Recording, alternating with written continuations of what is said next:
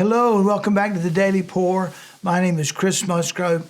We were talking about the woman with the issue of blood, and we were talking about the 4 things that she did.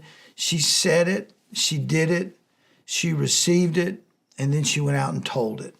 And then as I was studying this, I felt like the Lord showed me that there was something that Jesus gave the woman with the issue of blood, several things she had not received solely by touching the hem of his garment, including one was public validation, spiritual restoration, and profound peace.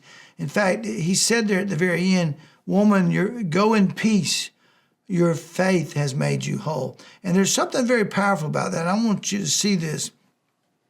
While she had already received an instant physical healing when she touched his robe in verse 29, it says Jesus stopped to provide more comprehensive wholeness.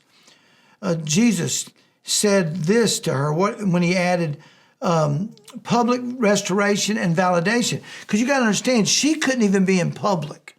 She wasn't, and one of the things is I like when they said somebody touched me. Jesus said that. Somebody. I believe she felt like she was a nobody. Here she is. I spent everything I've had. I'm a loser.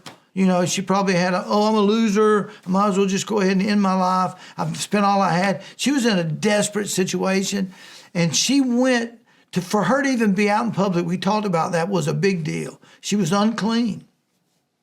But she had intended to stay hidden and steal the miracle because of her condition made her ritually unclean. I'm sure she had a robe on. She had something like a head covering, and she was probably even crawling through the crowd.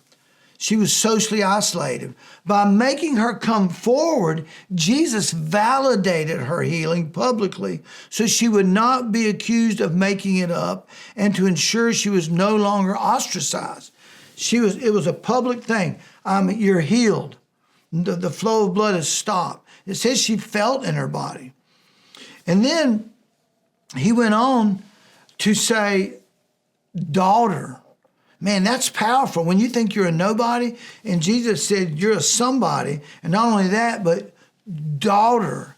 That's a child of God. When you become a child of God, you may have been ostracized and you may have been talked about. You may be an orphan. You may be this or you may be that. But when you get born again, you're in him and you are a child of God, and no demon in hell can tell you any different. And don't let anybody tell you any different. In fact, I heard somebody say recently, you can't bring nothing to in Christ.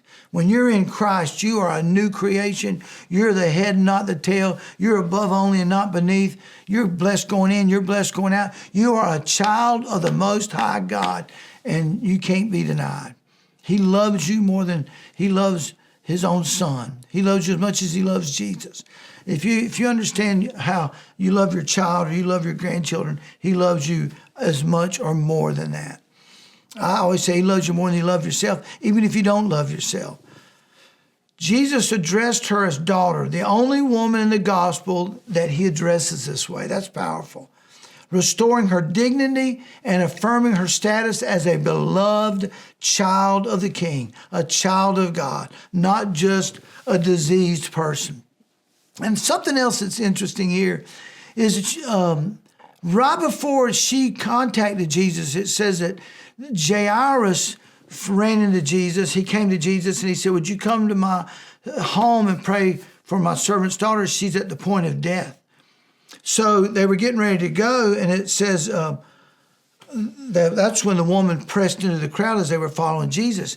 And here Jesus uses the word daughter, and he's hearing the word daughter. I thought that was significant. Probably boosted his faith. And she died, and she had to be raised from the dead. It's kind of like 2 stories compounded on top of each other.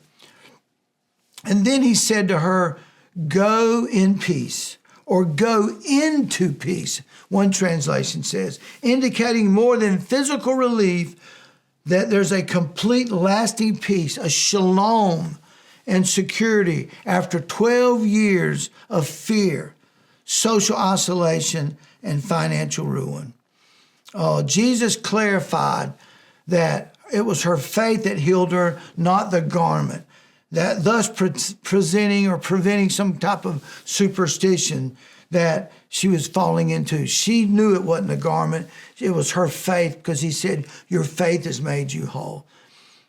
That's the way it is every time. Your faith will make you whole. It's your faith that caused Jesus to heal her. And he said that.